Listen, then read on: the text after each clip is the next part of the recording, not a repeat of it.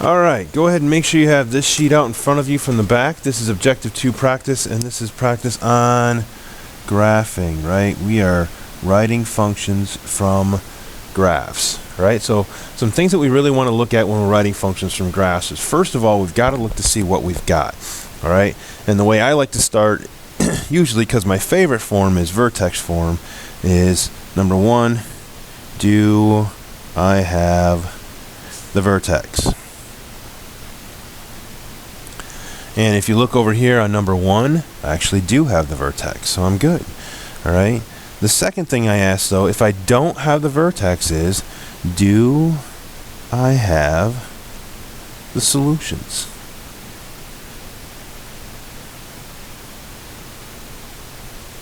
Because if I have the solutions, then I can write it in factored form. And if I look over here, I've got some values that are close, like maybe they're halves right here. I'm not quite sure.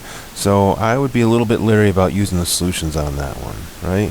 And then the last thing I ask is, do I have the y-intercept? Because if I have the y-intercept, then I can put it in standard form. All right, I don't have the y-intercept on this one, so the only thing I can do on here is vertex form. And if I look right here at negative 8 comma 3, that is my vertex. All right. Now, in order to get my a value, I've got to try to either just guess it and check it over and over until I find it, which can kind of be a pain, or I need to make a table. And if I make a table, I can see I've got a few coordinates here that aren't too bad, right? So at negative 10, we're at positive 1. So I'm going to do x, y, negative 10 is positive 1. Negative 9 looks like it's positive 2.5. Negative 8 we said was at 3. And negative 7 then would be at 2.5. And negative 6 then would be at 1. Right? So now let's see if we can find that a value. Right? So we find our change here, here, here, and here. Remember, I like to work it from the bottom, so we can just subtract. 1 minus 2.5 is negative 1.5. 2.5 minus 3 is negative 0.5. 3 minus 2.5 is positive 0.5. And 2.5 minus 1 is 1.5. Let's just double check these and make sure that they kind of fit here. Going up, positive going up, positive going down, negative going down, negative. Good. Alright, so now I've got my first change. Now I can find my second change. Negative 1.5 minus 0.5 is going to be actually negative 1. Negative 0.5 minus 0.5 is negative 1. 0.5 minus 1.5 is negative 1. So my second change is negative 1. So a is going to equal negative 1 divided by 2, which is negative 0.5. Right? So now I've got my a value, and let's just double check something real quick. It's negative. Let's just make sure, yep, it opens down, so it's negative, so I'm good with that. So now we can write out our function. F of x equals negative 0.5 times x, and we're going to use our vertex. Minus 8 is our x value, so it's going to be plus 8 squared, and then plus 3. All right, so that's vertex form. Right? Now let's talk about one more. Yeah, let's do number 2. Number 2 is a good one. So number 2, I'm going to look and I'm going to say, all right, I've got the vertex. I've also got the solutions. I've also got the y-intercept. The only reason I'm going to do this in standard form is because I want to show you an example of standard form. So if you want to pause it right now and try it on your own in a different form, you can do that, and then hit play, and then you can see it in standard form. All right, so for standard form, I know, so pause here if you want to. If not, I'm going to show you standard form. 0, negative 4 is my vertex, but it's also my y-intercept. All right, so I know that I'm going to have minus 4 at the end here. So f of x equals something x squared, something x minus 4, right? We'll fill in the a and the b right now. So let's find the a first. So let's get some coordinates here. So I've got those two coordinates, I've got these two coordinates, I could get more, but I don't really need them, so I'm going to go -2, 0, -1, -3, 0, -4, 1, -3, and 2, 0. Alright, x and f of x. And now I can find my changes, right? Working it up.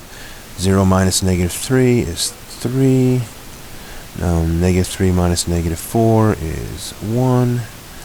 -4 minus -3 is -1.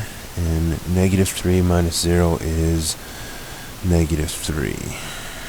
So then I find my changes of my changes. 3 minus 1 is 2. 1 minus -1 is 2. -1 minus -3 is 2. So if I look here, my a value, a is going to equal 1, because 2 divided by 2 is 1. Right? So I can put that right here. Also makes sense that it's positive because it opens up. Right? And now I'm going to find my b value. Alright, and I know some of you may be thinking, oh, Mr. Dodge, I already know the b value. Great. But for those of you that don't, or are struggling with finding it, I'm going to write this out for you. F of x equals ax squared plus bx plus c.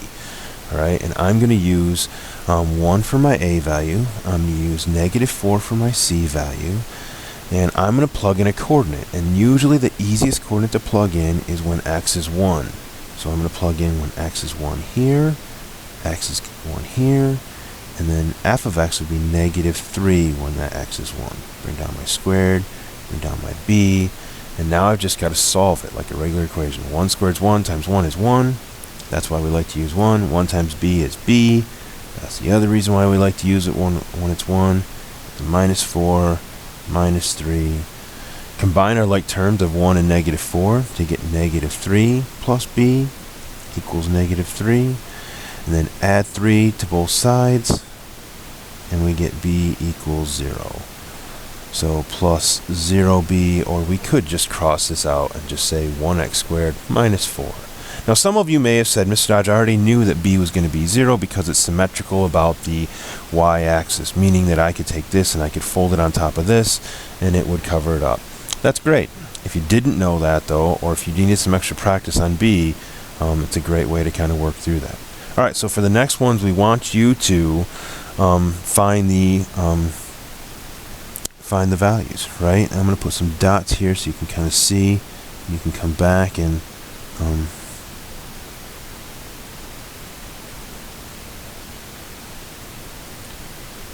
come back to these as you're kind of working through if you need to. Alright, there's some values there that you can kind of look at. If you look on the back, you don't have the vertex for number 4, but you have these values, and oh, that one's a little bit tough. I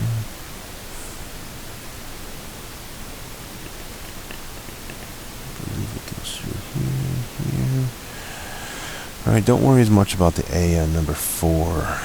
Alright, so I'm going to write f of x equals, leave the a blank. And then for number 5, alright, 5, you've got this value right here, this value right here, you've got this value right here, right? It's even going to be a value up here. Make sure you realize that these are going up by 2s, right? So if you got 3 or 4 values, you can find that a value. On number 6, we've got a value here, a value here, a value here, a value here, and here. Right, got a value here and here. Alright, so use those values to find the functions.